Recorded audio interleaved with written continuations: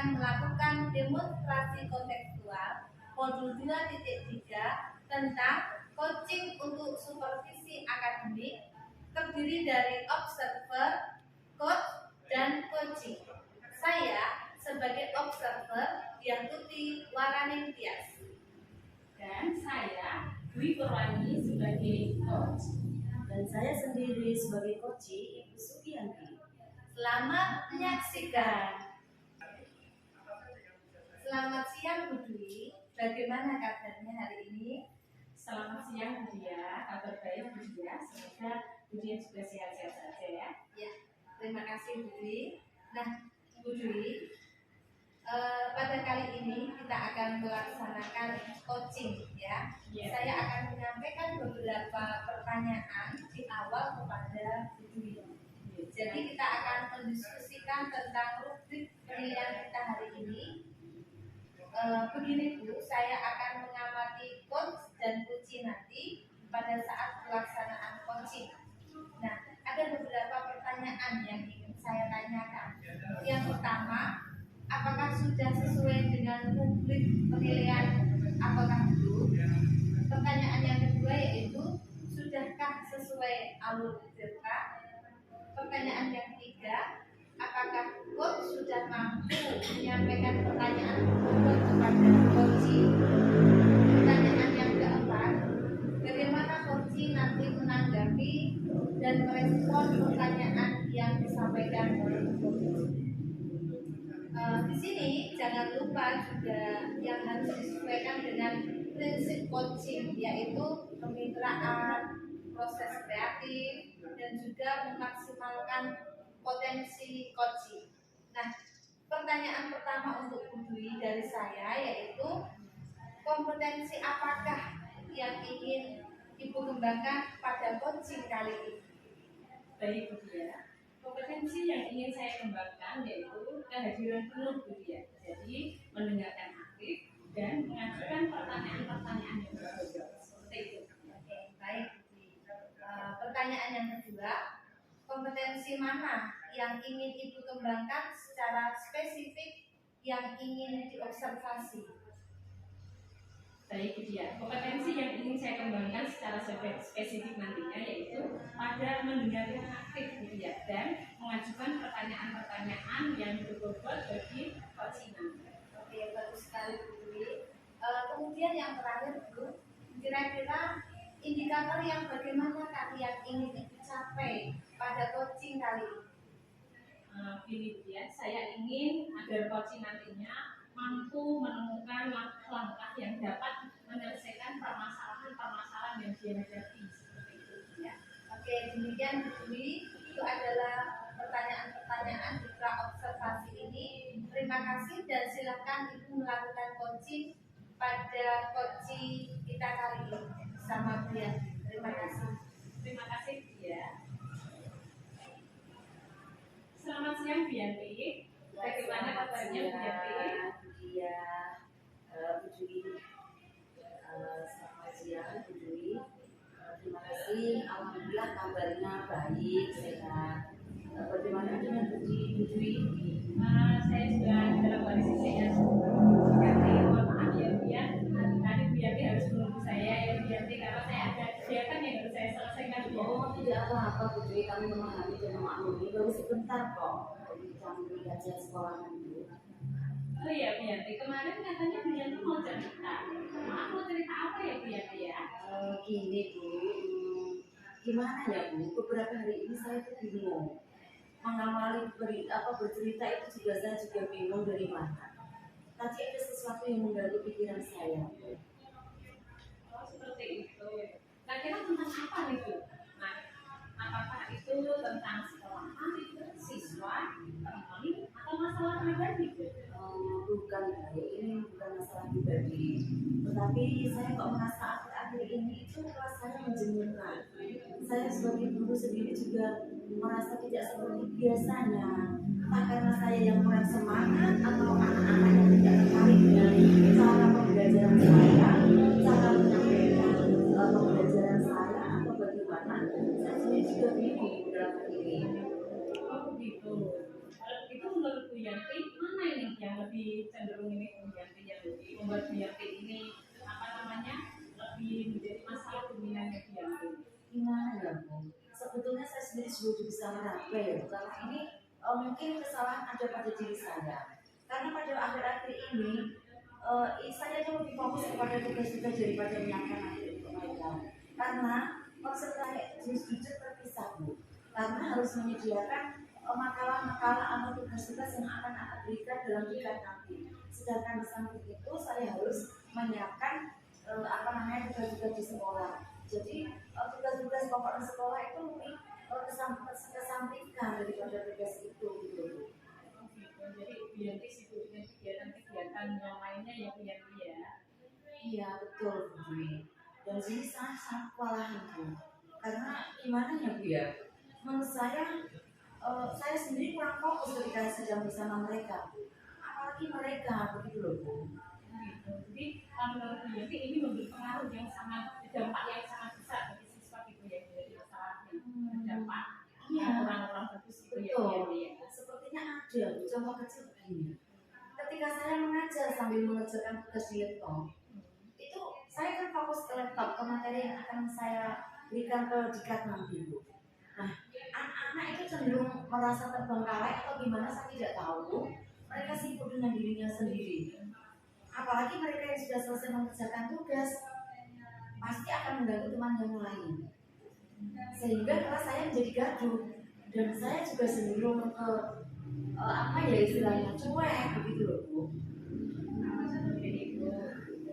Selain itu apakah ada faktor-faktor lain yang membuat Bu Yati ini merasa mungkin kurang nyaman ya dalam melakukan kegiatan dan pembelajaran di Bianti? Iya Bu Dwi, tentu dan itu jelas terjadi, tetapi kan tidak efektif dan ramai bukan karena ketertarikan mereka dalam belajar bersama saya. Seperti itu.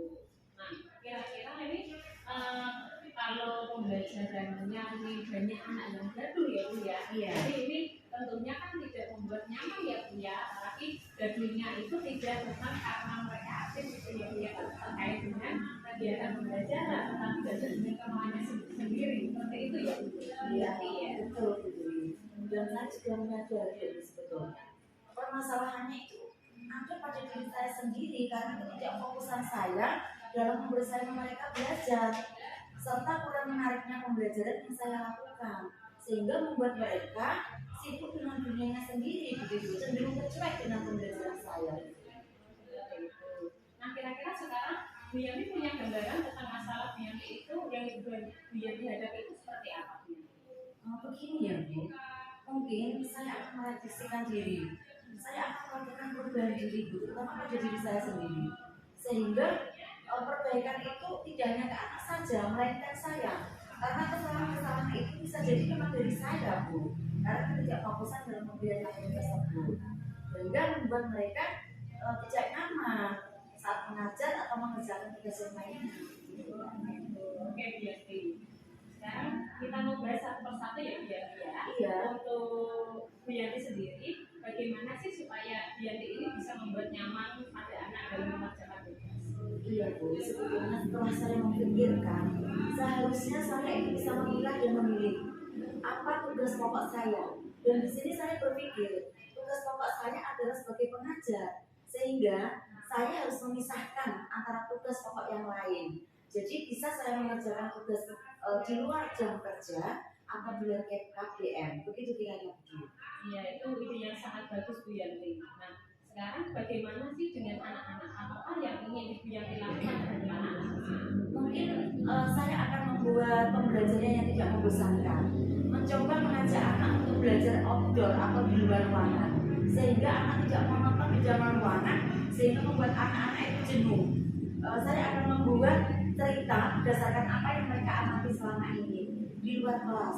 Misalnya seperti bagaimana tumbuhan ini bisa tumbuh kalau di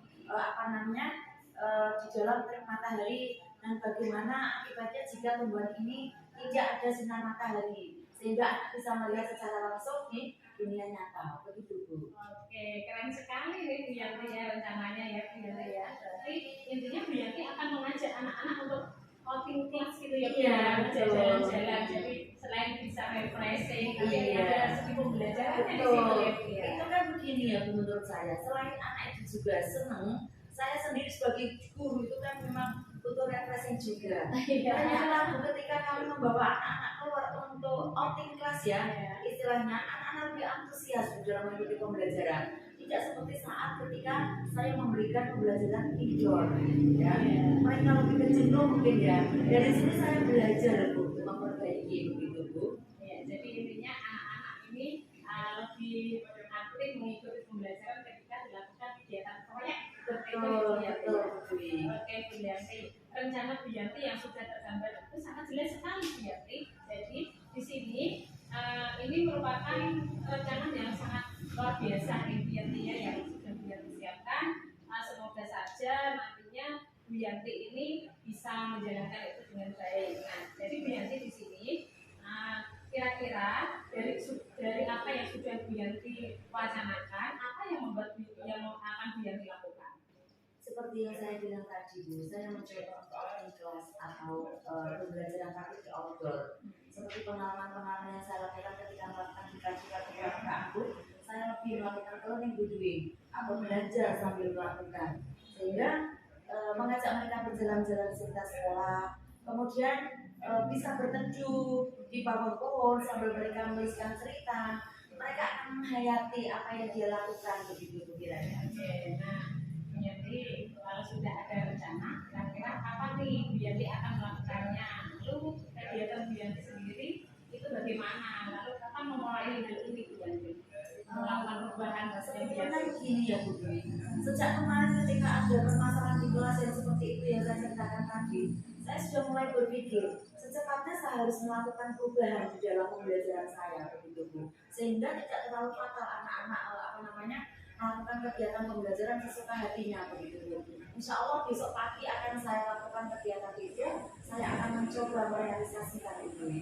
Oke, itu sangat luar biasa Bu Yanti. Jadi segera dieksekusi gitu ya Bu Yanti Iya ya. betul. Nah, sekarang bagaimana dengan murid-murid Bu Yanti? Kira-kira eksekusi yang direncanakan untuk dilaksanakan besok itu sangat kira-kira sudah dikonsep bagaimana supaya anak ini merasa tertarik seperti itu Bu Yanti? Kira-kira trik-trik Bu Yanti itu seperti apa?